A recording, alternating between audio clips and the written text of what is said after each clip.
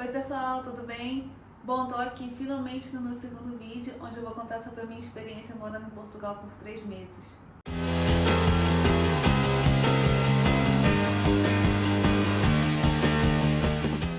Bom, para quem viu o último vídeo sabe que eu moro em Londres atualmente com o visto Tier 5, que é o Temporary Work Charity Work Visa.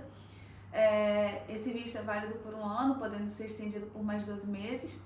E nesse processo de conseguir o visto para ficar aqui na Inglaterra, eu passei por algumas coisas e uma delas foi ter morado em Portugal.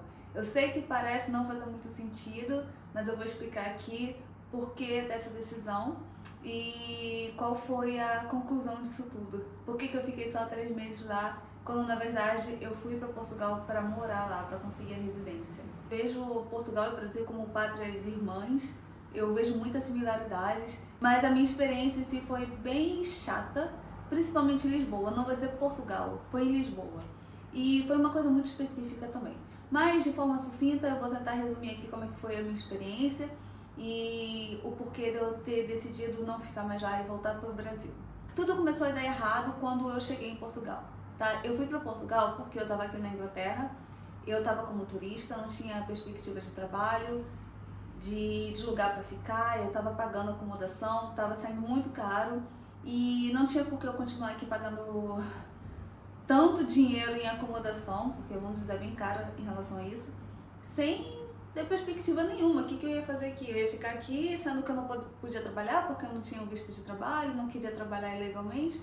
E aí eu tive a ideia de ir para Portugal. Na verdade, eu tive a ajuda de uma amiga que tinha um contato lá. E aí me indicaram para ficar como voluntária em um hostel em Faro, na região de Algarve.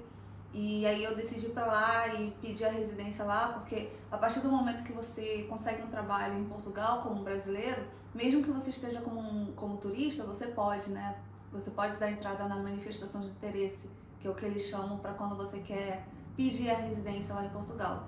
Então eu pensei, tá, eu vou para Portugal porque Portugal é perto do Reino Unido, mais ou menos 2 horas de distância de avião, então eu posso voltar lá em Londres sempre que eu quiser, inclusive para fazer entrevistas de trabalho, para conseguir o visto o Tier 2, né, que é o visto de Skilled Worker Visa, o visto de trabalho.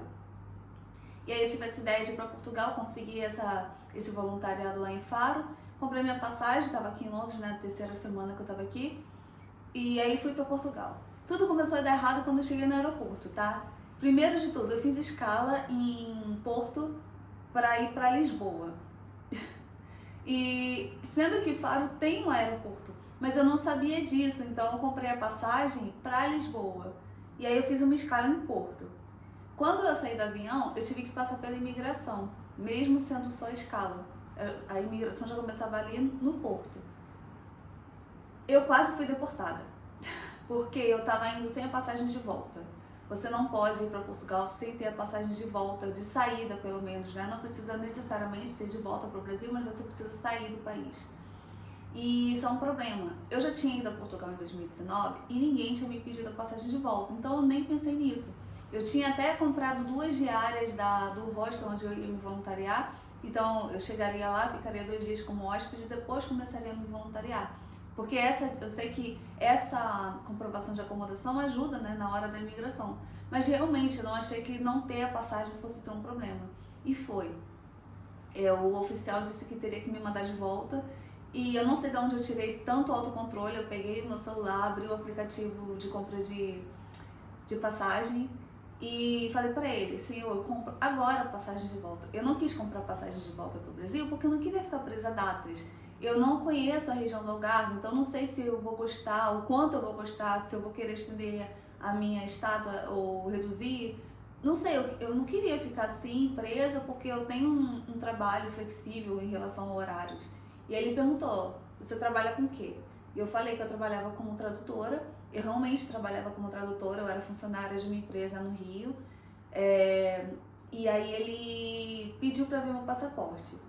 E no meu passaporte ele viu que eu tinha o visto dos Estados Unidos, ele viu que eu já tinha vindo à Inglaterra algumas vezes, viu que eu já tinha ido a Portugal. Então ele viu que se eu quisesse realmente migrar, eu teria feito antes, inclusive em países financeiramente melhores que Portugal.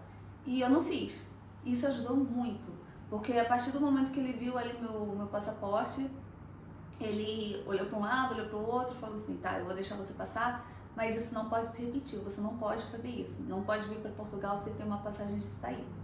E aí, beleza, eu agradeci a ele, passei, cheguei na área ali de desembarque, né, eu não lembro, não é desembarque, na área de conexão ali, e o meu voo para Lisboa seria dali a 4 ou 5 horas, eu cheguei mais ou menos em torno de meia-noite e meia, 1 hora da manhã, em Porto, e meu voo sairia 5h30, se não me engano, o embarque seria às 5, 15 para as 5, algo assim. Então tinha bastante tempo ali para descansar. Eu deitei ali naquelas cadeiras do aeroporto, não tinha ninguém, tava tudo escuro, era madrugada. E fiquei ali de boa, né, esperando o tempo passar, tava com o meu relógio de pulso, toda hora olhava a hora no relógio para ver se não ia me atrasar. E quando foi 4h30, que eu olhei no meu relógio, deu 4h30, eu falei, tá, eu vou me encaminhando para a área de embarque, para não correr riscos, né? E aí, enquanto eu tava andando para a área de embarque, eu olhei o relógio do aeroporto, eram 5h30. Por quê? Era um domingo, e domingo de março, acho que era o último domingo de março, é quando o horário de verão se inicia. Então, quando deu meia-noite, na verdade tinha dado 1 da manhã. Eu não tinha me atentado a isso. E eu não estava olhando a hora no meu celular, porque o meu celular atualizou, né? Automaticamente ele atualiza. Não, eu estava olhando a hora no relógio de pulso, um relógio analógico.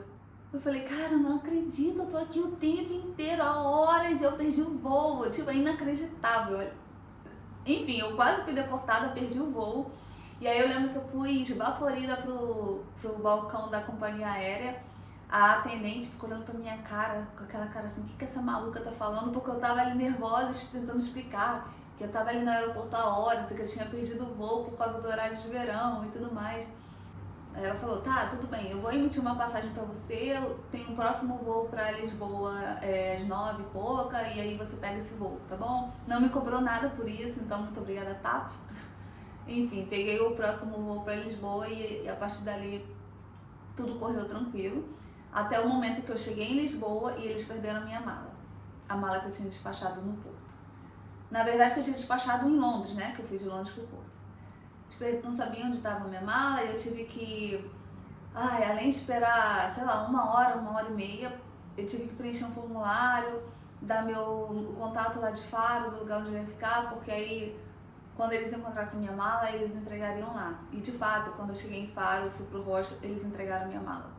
Mas enfim, né, foi uma sucessão de acontecimentos imprevisíveis e ruins. Mas aí chegando em Faro, tudo deu uma acalmada e deu meio que certo, porque a gerência lá era bem gente boa, foi bem gente boa comigo, os outros voluntários, os funcionários. E foi uma experiência legal, porque eu, como eu disse, eu cheguei lá no hostel como hóspede, porque eu comprei 2 diárias. E aí, depois de 2 dias, eu fui pro apartamento onde os voluntários ficavam. E aí eu dividi um quarto com uma portuguesa e um garoto do Chile. Só que, na verdade, a portuguesa tinha um namorado e ela passava mais tempo com o namorado do que no quarto. Então, assim, quando ela tinha que dormir, por exemplo, ela dormia com o namorado dela, que era um voluntário também, ficava em outro quarto. Então, eu fiquei basicamente sozinha no quarto, porque o garoto do Chile, ele foi embora logo depois de 2 ou 3 semanas, e eu fiquei ali sozinha com o quarto só pra mim. Então, foi uma coisa assim que me ajudou um pouco a dar uma descansada, inclusive emocionalmente. E ali, enquanto eu tava nesse hostel, eu tive muitas experiências legais. A gente ia à praia, porque Faro é uma cidade praiana, né? E as pessoas ali, os habitantes, são bem tranquilos, eu gostei bastante deles. E os outros voluntários também, de outros países, todo mundo era bastante amigável e a gente sempre fazia alguma coisa juntos. A gente ia a festas, ia à praia. No geral foi uma experiência bem legal. Mas enquanto isso eu tava ali correndo com a minha vida, né? Porque o objetivo de Portugal não era me divertir, era conseguir um caminho para minha residência e aí poder fazer as coisas, o processo para vir para Londres depois. Então, eu precisava da minha residência. E aí eu comecei a procurar os meios de conseguir dar entrada nessa manifestação de interesse. O primeiro passo seria fazer um NIF, que é como se fosse um número de CPF lá em Portugal. E aí, para isso, eu precisava que alguém assinasse para mim, um português. Eu consegui uma menina no grupo de Facebook, e ela assinou para mim por 20 euros, que é mais ou menos o preço que eles cobram. E o segundo passo seria um outro documento, mas até então eu tinha resolvido esperar um pouco, porque eu não sabia se eu ficaria em Faro, se eu iria para Lisboa. Então eu estava esperando conseguir um trabalho para então dar entrada nesse documento. Até porque eu acho que você precisa estar trabalhando para dar entrada nesse documento. E tudo bem, aí eu já tinha ali o meu NIF, continuei ali no hostel em Faro, mais ou menos um mês, até que eu tinha conseguido um trabalho em Lisboa. Esse trabalho até que era bem bacana para quem estava chegando em Portugal, era um trabalho em escritório e seria... o cargo era de PA, Personal Assistant. Pessoalmente não é um trabalho que eu gosto. Eu trabalhei muito tempo com atendimento ao cliente e desde o momento que eu me tornei tradutora, eu prometi para mim mesma que eu nunca mais trabalharia com isso. Mas, né, a necessidade falou mais alto, eu precisava trabalhar e aí eu decidi aceitar. Conversei com a gerente do hostel para não deixar eles na mão, né, para dar meio que um aviso prévio. Ela concordou comigo e ela falou assim, ela até me deu uma força, porque eu até então estava indo para Lisboa sem saber se eu seria aceita no trabalho, mas eu estava com bastante confiança, sabe? Ela falou assim, você vai conseguir o trabalho, fica tranquila, você vai conseguir. E aí eu fui para Lisboa meio que me mudando, saí ali do hostel, fui meio que com a cara e com a coragem, porque até então seria uma segunda entrevista, mas ainda não estava certo de que eu iria ser escolhida. Mas quando eu cheguei lá em Lisboa e fiz a entrevista com a dona e com a gerente, né, da empresa, não era exatamente esse o cargo dela, mas era algo relativo à gerência. E elas gostaram de mim, eu gostei delas e a gente deu match ali, e aí eles me aceitaram.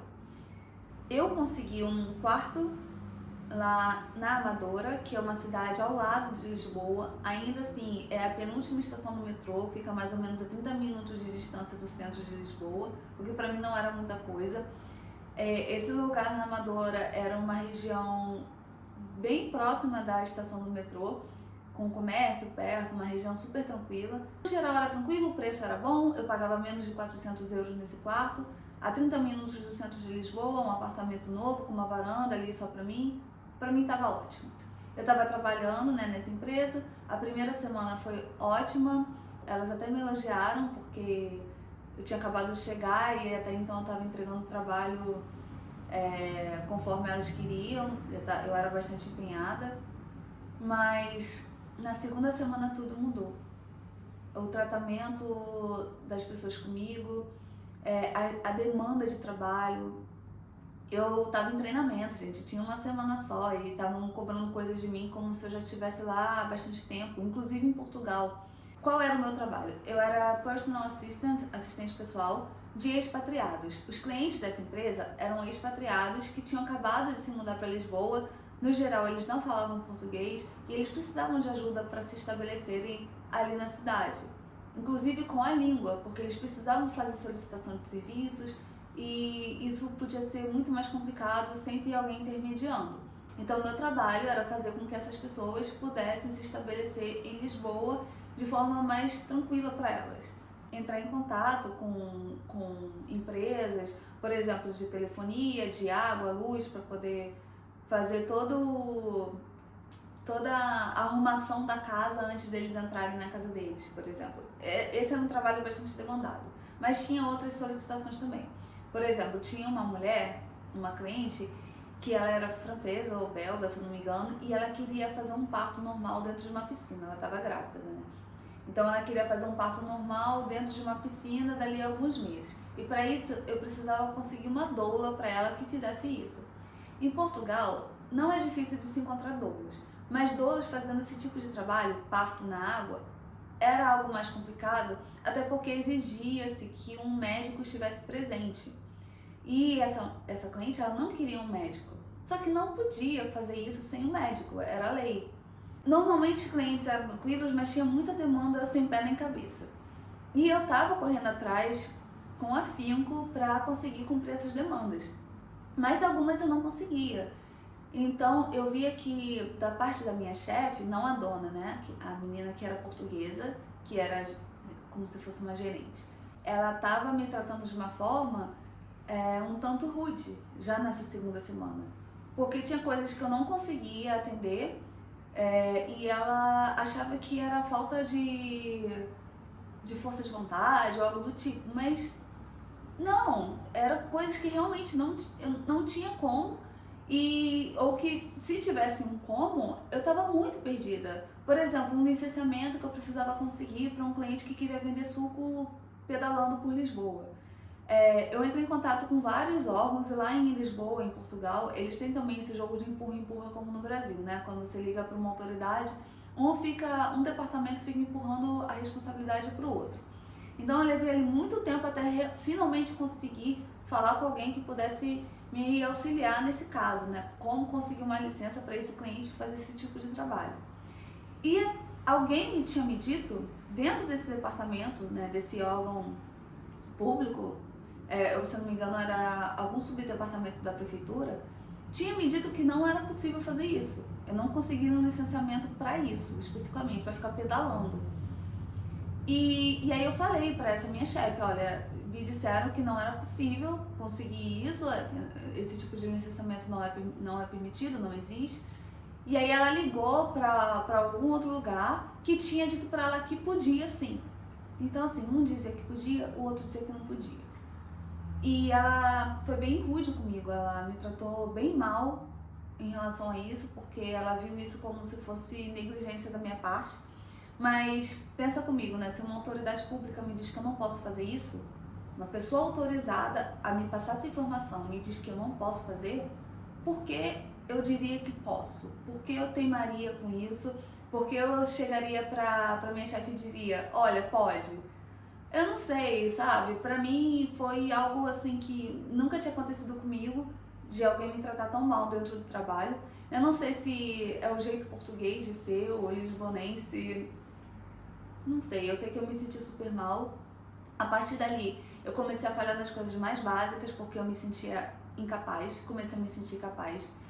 E eu tinha trabalhado antes numa empresa, no Brasil, uma multinacional inclusive, que tinha bastante demanda. Era atendimento ao cliente também, e era uma empresa onde eu fazia tudo, basicamente. Eu era responsável pelo centro de negócios. Eles tinham várias unidades pelo Rio, eles têm ainda, né?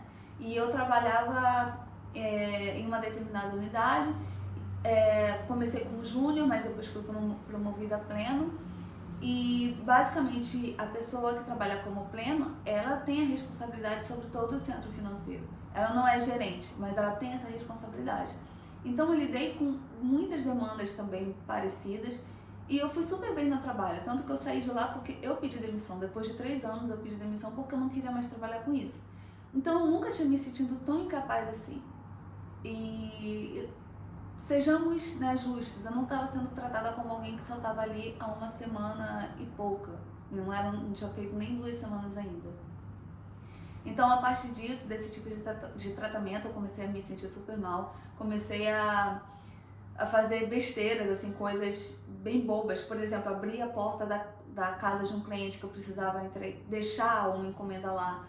Eu não conseguia abrir a porta de jeito nenhum.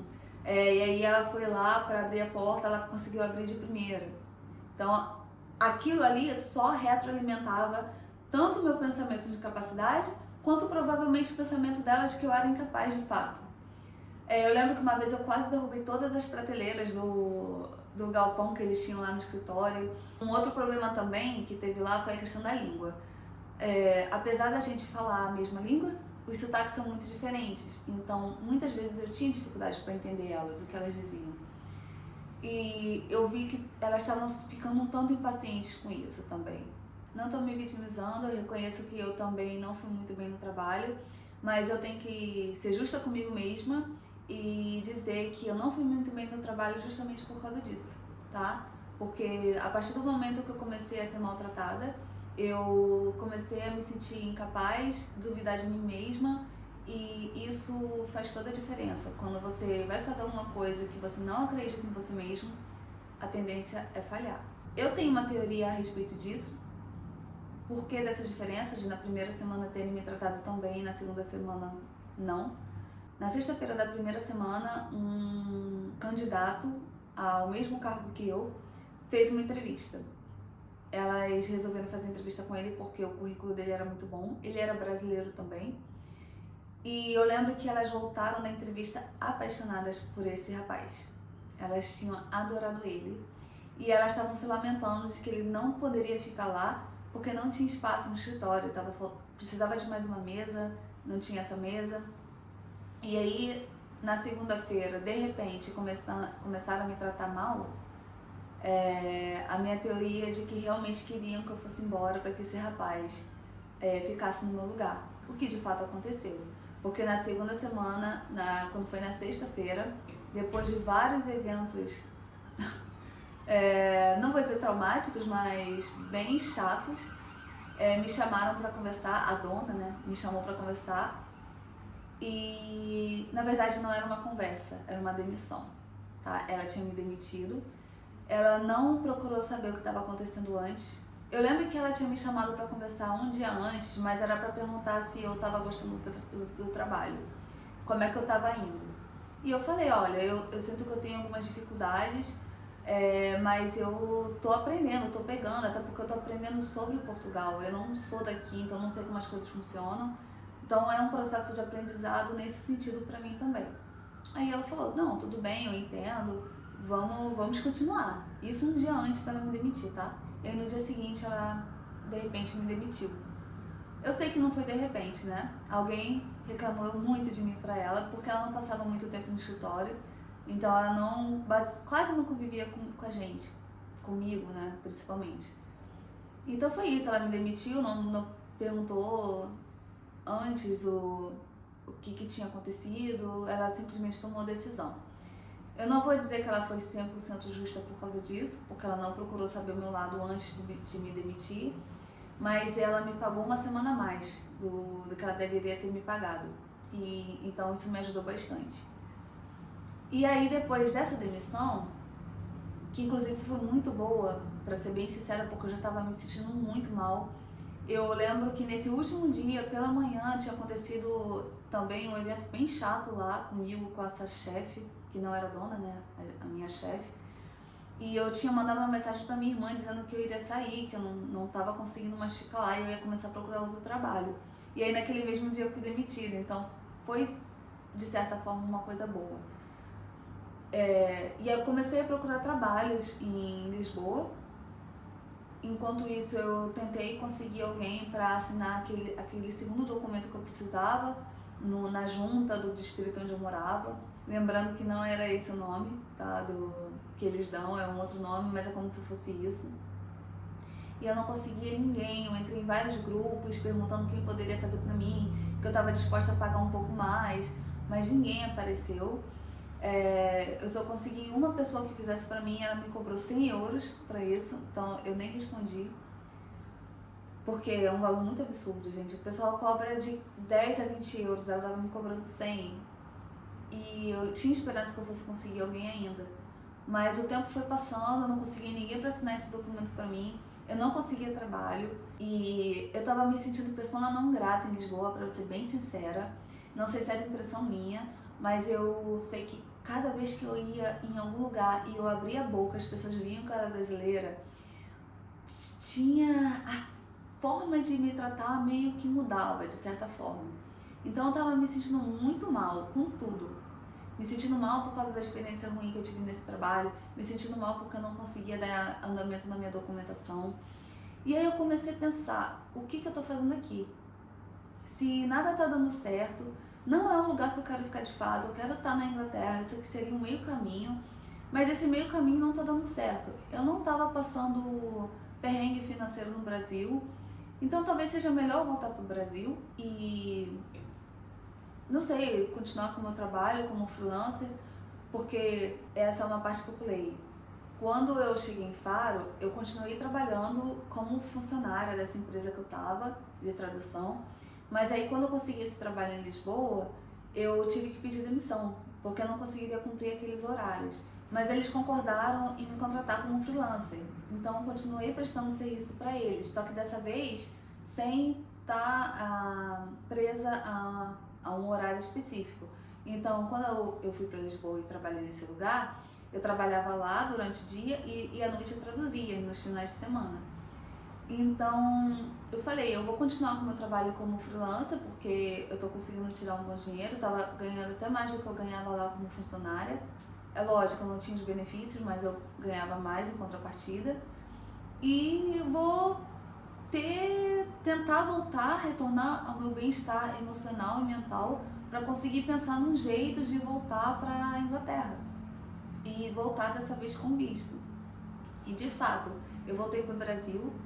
Eu consegui até mais trabalho como freelancer do que antes, estava tirando até mais dinheiro do que em Portugal. Por quê? Em Portugal eu ganhava em euro. Eu ganhei em euro, né? Fiquei 2 semanas, ganhei em euro, mas eu também gastava em euro. Eu não conseguia guardar dinheiro. Eu voltei para o Brasil sem dinheiro nenhum. Não consegui guardar nada lá. E eu provavelmente não conseguiria depois, mesmo que eu tivesse conseguido um outro trabalho, porque precisava pagar aluguel, precisava pagar tudo em euro. E ganhando salário mínimo ou pouco mais que um salário mínimo, isso não seria possível. Então eu voltei para o Brasil, fiz o meu trabalho como freelancer, continuei fazendo como freelancer, dando aula também, dou aula numa plataforma chamada iTalk, dou aula de português. Então aquilo me ajudou bastante também, conseguia fazer bastante aulas ali, conseguia tirar um dinheiro extra bem legal. E uma coisa que eu esqueci de mencionar é que na minha última semana em Lisboa, eu recebi um e-mail com a aprovação para minha aplicação ao mestrado na University of Westminster, que é uma universidade aqui na Inglaterra, em Londres. O curso era basicamente o mesmo curso da minha graduação no Brasil. Eu me formei em letras, que era inglês, literatura de língua inglesa, e o curso aqui na University of Westminster é English and English Literature, que é basicamente inglês e literatura inglesa, quase a mesma coisa. Então aquilo me impulsionou ainda mais a voltar para o Brasil, porque eu sabia que eu não conseguiria juntar dinheiro para para fazer esse curso. E no Brasil também seria algo difícil, mas ainda era mais possível do que em Portugal, porque no Brasil eu conseguia guardar mais dinheiro no Brasil do que em Portugal e eu tinha ideias para negócios para fazer no Brasil para conseguir esse dinheiro. É lógico, aquele curso iniciaria em setembro do ano passado, de 2022, e eu pedi um deferral, porque eu não conseguiria esse dinheiro entre junho, que foi quando eu recebi a aprovação, e agosto, que era o prazo para eu fazer esse pagamento. Em vez de eu entrar em setembro de 2022, eu entraria em setembro de 2023 desse ano. Então eu teria ali quase um ano para conseguir esse dinheiro. Na verdade, um ano mais ou menos para conseguir esse dinheiro. Mas nesse meio tempo, eu vi uma publicidade no Instagram sobre uma escola que tinha em Hull, aqui no norte da Inglaterra, de ativismo social. Eu me apliquei para essa vaga e descobri que eu tinha que pagar em torno de 3.000 libras para fazer esse curso. Sendo que era um curso livre, não é um curso que concede diploma, porque não é um curso universitário. Ele tinha um certificado, mas na prática, para trabalho, não serviria de nada, praticamente.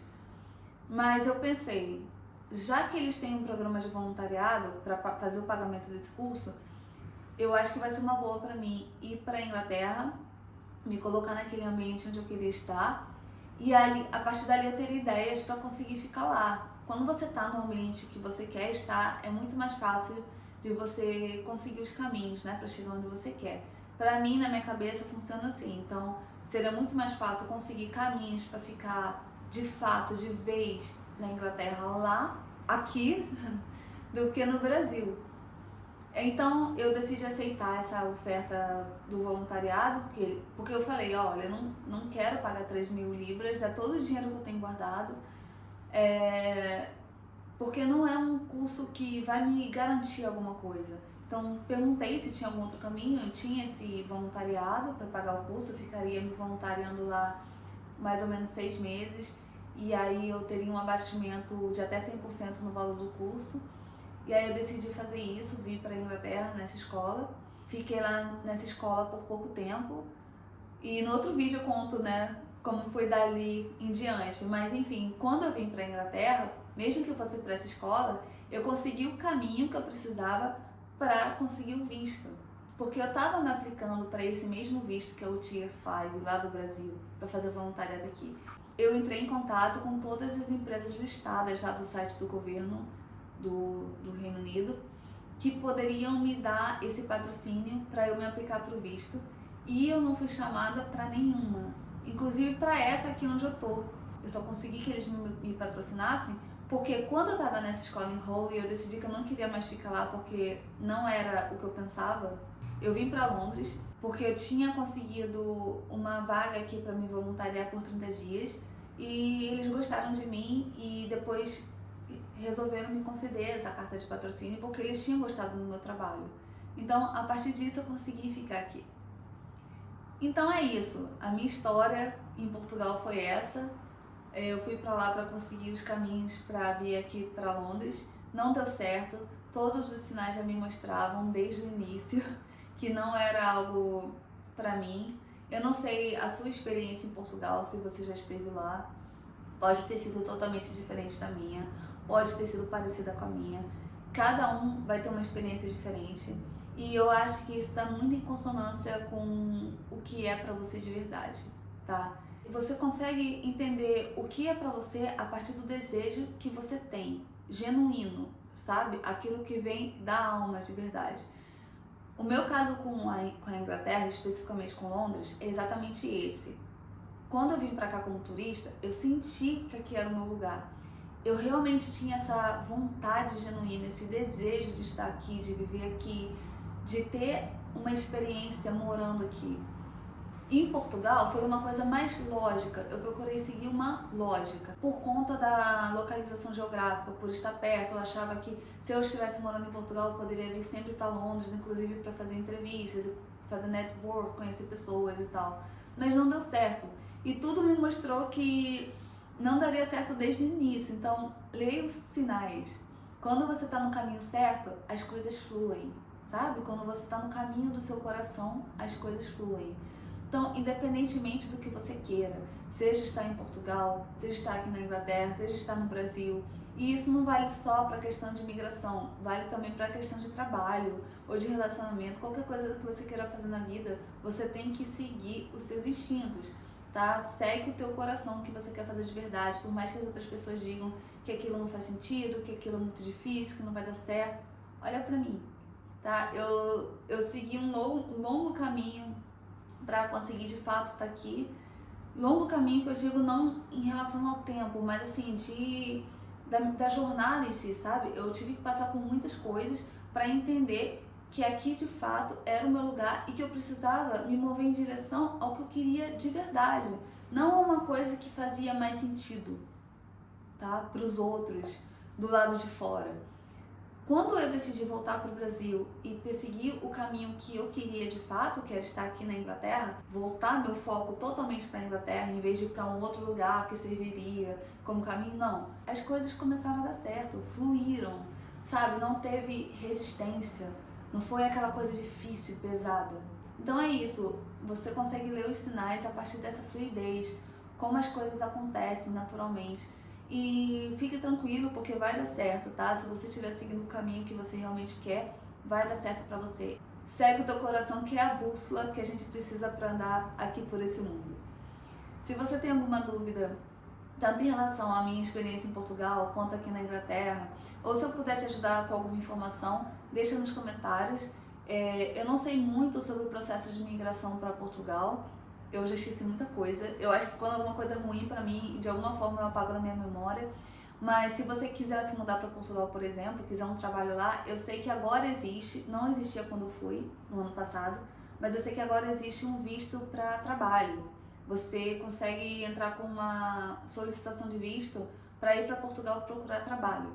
Então isso é muito mais fácil agora do que era antes. Eu vou deixar o link para as informações a respeito desse visto aqui na descrição, mas se você quiser informações, por exemplo, sobre o processo de aplicação para o visto aqui na Inglaterra, Eu acho que eu vou saber te ajudar muito mais. Deixa aí nos comentários, compartilha a sua experiência, tenha sido ela bom ou ruim, que eu vou gostar de ler e de ter essa história, as nossas histórias divididas, compartilhadas. Bom, espero ver vocês no próximo vídeo. Se tiver sugestão para um próximo vídeo, eu vou ficar muito agradecida também. E é isso, a gente se vê no próximo.